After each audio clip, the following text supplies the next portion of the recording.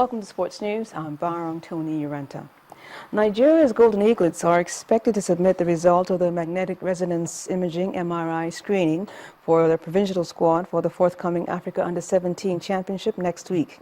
The Golden Eaglets are currently conducting the MRI scan of 40 players in this respect to determine the eligibility of the players for the biennial tournament billed to hold in Niger Republic on the 15th of February.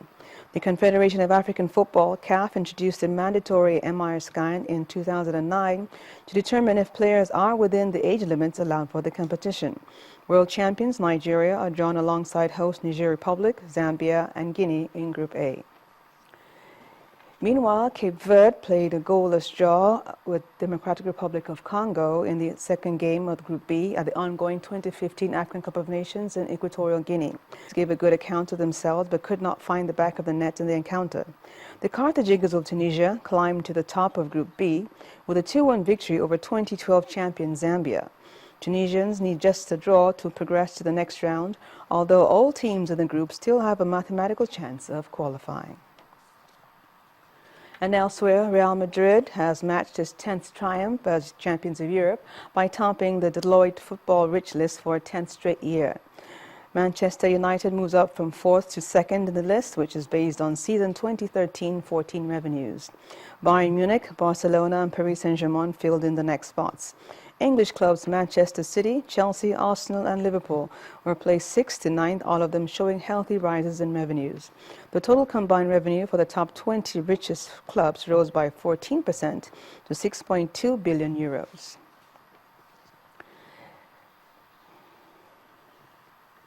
Tennis now, and Victoria Azarenka is through to the third round of the Australian Open with a 6-4, 6-2 victory over Caroline Wozniacki. The Belarusian was too powerful for the Dane, bullying her from the baseline to wrap up the match in 98 minutes at the Margaret Court Arena. Elsewhere, world number 1 Serena Williams defeated Vera Zvonareva 7-5, 6-love to book her place in the round 3. Venus Williams also secured a place in the next round with a 6-2, 6-3 victory over Lauren Davis. And in the men's event, Novak Djokovic cruised into the third round of the Australian Open with a straight sets win over Andrei Kuznetsov.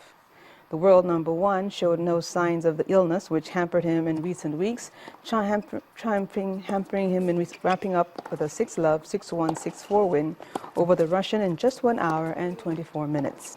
Defending champion Stan Wawrinka also moved into the third round with a 7-6, 7-6, 6-3 win over Romanian qualifier Marius Copil. And finally, Force India have revealed an aggressive new look for the 2015 Formula One season. Sergio Perez and Nico Hülkenberg were on hand for the unveiling of the VJ-M08 model, revealing a new silver, orange and black color design. Force India finished 6th last term, and Director General V.A. Maharya is hoping to challenge the big boys yet again.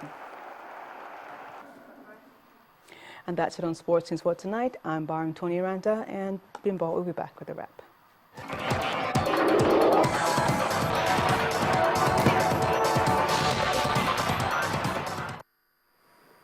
The increasing activities of terrorists in different parts of the world have indeed become a major concern for leaders around the world, and they appear resolved to tackle it head on.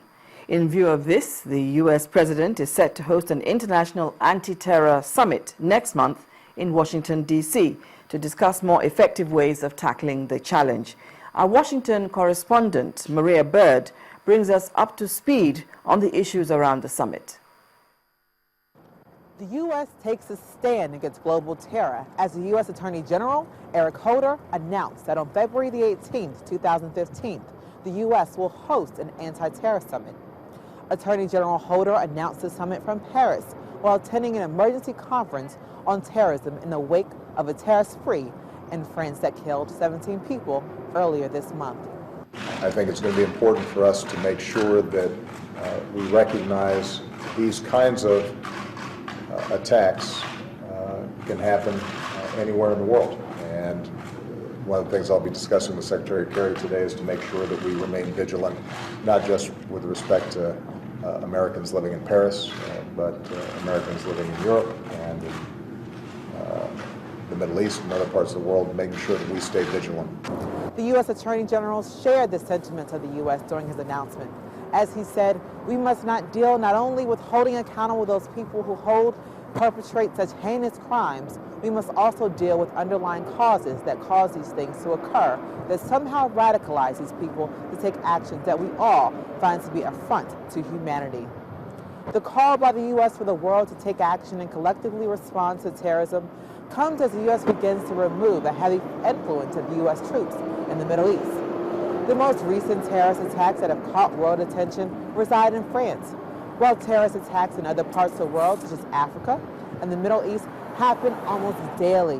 One question that is not often asked is, will the world respond to and address the terrorist attacks that don't happen in the Western world, but occur in small villages and towns on the Eastern Hemisphere? In this country, for example, the Department of Homeland Security, which I lead, is very involved in meeting with community leaders talking about countering violent extremism. And that's something that I personally do around this country in a number of different cities. And we're determined to continue to do that.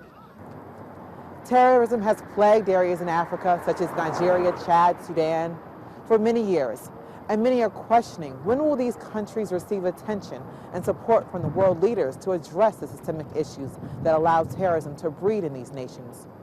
From Washington, D.C., Maria Bird, Channels Television News. Still on the foreign scene, Yemen may have been plunged into deeper political crisis as the President and Prime Minister have both tendered their resignation letters to the country's parliament. This comes a day after Shia Houthi rebels accepted a deal for greater participation in government, and in return, the rebels promised to withdraw from occupied buildings. All through this week, the rebels had staged a protest, taking over major national buildings across the capital, Sana'a, including the presidential palace and the Prime Minister's residence.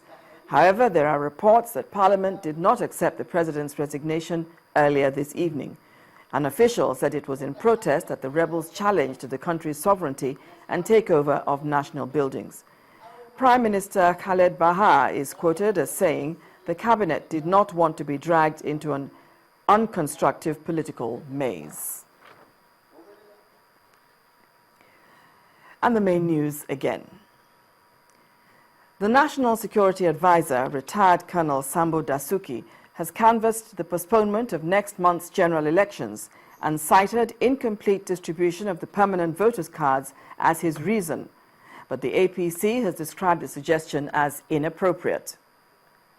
The PDP has dismissed APC presidential candidate General Muhammadu Buhari's credentials as fake.